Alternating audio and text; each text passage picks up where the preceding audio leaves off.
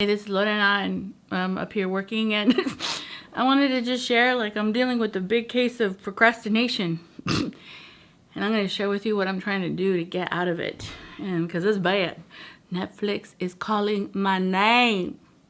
Oh, Netflix is calling. Oh my God, it's horrible. So I'll share with you what I'm doing to get out of procrastination. You force yourself to start. Lately, I have been doing something, and it's a big bad boo-boo. I go in my house and I tell myself, turn on the news, see what's going on.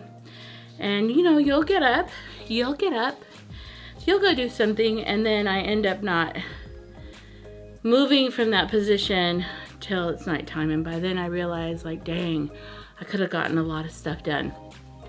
So today I changed it because I sabotaged myself. I walked into my house after I ate breakfast and I ran to the back house right away. I want to get work done. I'm not going to procrastinate. Netflix is not going to catch me and ensnare my soul. And so today I am up here. I have a mess because I haven't been up here in a couple days, and I need to work with you, and I need to work with them and get work done. I think I need to turn it. Turn it.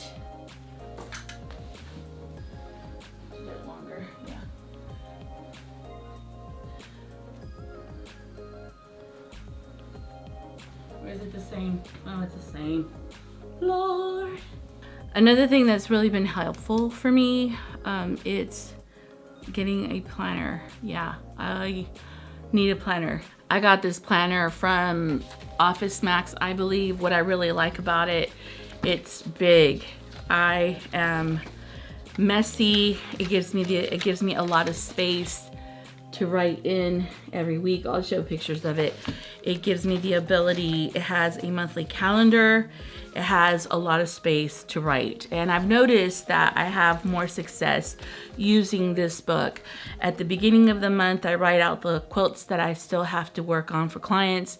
And in the midst of that, I'm also adding some of my quilts so I could get some of my tasks accomplished. I don't like, it's torture. Ugh.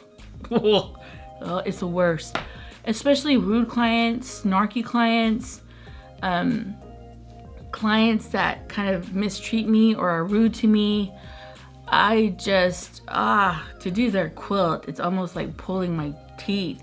And so a lot of times when I get a client like that and they want to come back to me and ask me to do work, and I've done this for embroidery, vinyl, and longarm quilting, I ask them not to return, because the energy that I feel when I'm quilting the quilt is not a good energy, and at the same time I want to have a good attitude about it, even though I am not happy with the client.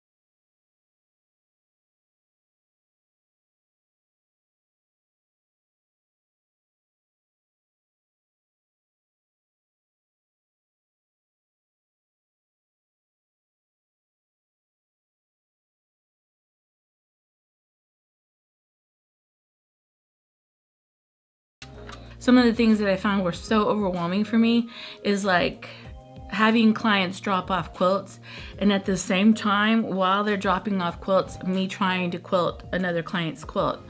What happens is when a client drops off a quilt, they have to look on the computer to see the design. So I may have been quilting for a period of time, and then I have to stop in the middle of the quilting so that I could show the client the designs and the measurements and all that stuff. So I find it really overwhelming, like, to be working on a client's quilt and at the same time dealing with clients coming in and dropping off quilts.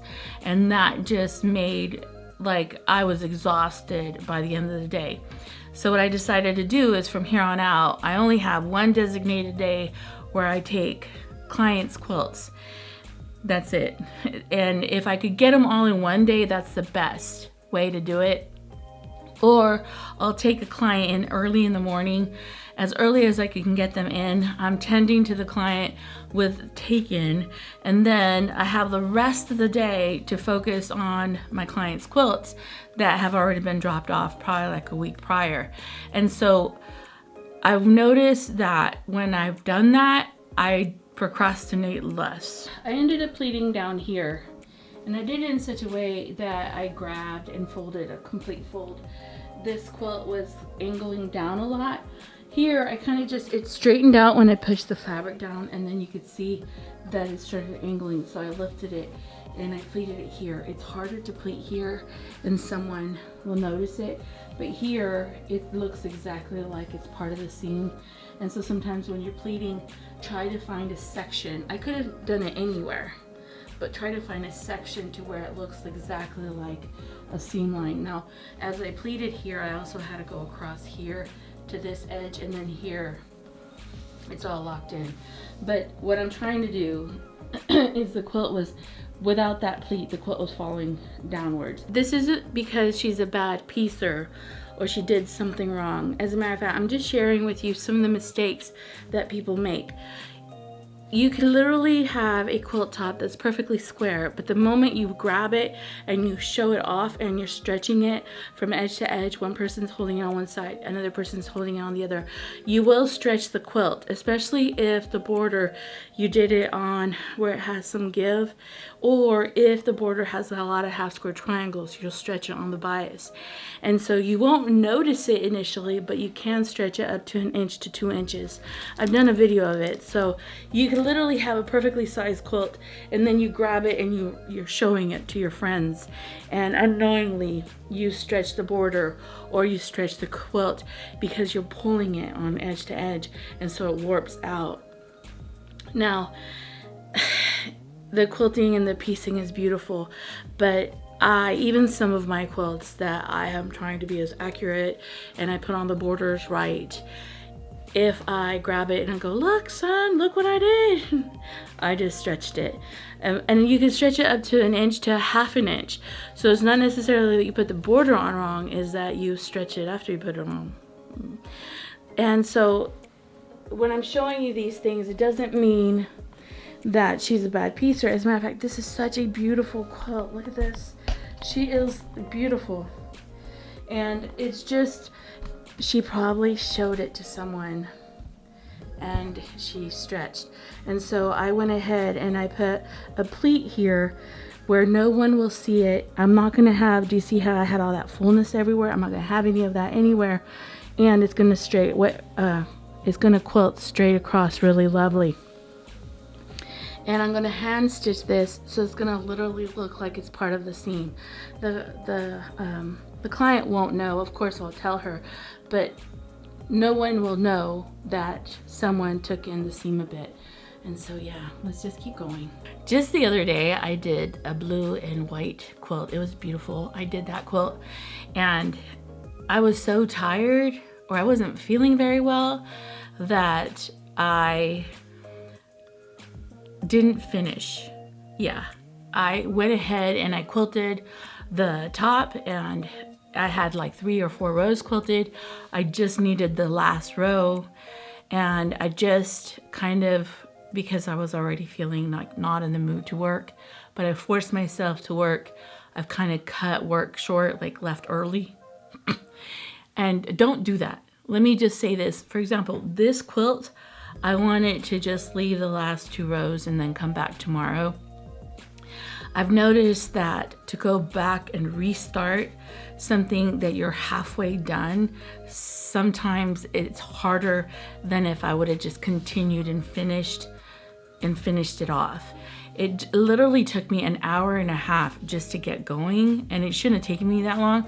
The quilting itself would have only taken me like 30-40 minutes. And I was thinking in hindsight, if I would have just finished that last row, come on, finish the last row, I would have been really content. I would have been able to put this quilt on top of it. And then the next day I'm starting with the fresh quilt, a fresh day. And I'm not carrying yesterday into tomorrow. And I've noticed that when I carry yesterday's work into the next day, I just don't want to start the next day. Conquering procrastination is getting things done. And I've noticed that the more I get done, it creates this beautiful momentum to just keep on going to the next job. Also, when you're starting a day, your day of working, I've noticed for myself, especially in this kind of work that I do, the easier the quilt is, for example, like this quilt is gonna quilt really quickly. It's gonna be an easy design to quilt. It's gonna go fast, and it's gonna have an easier flow than this one that I finished.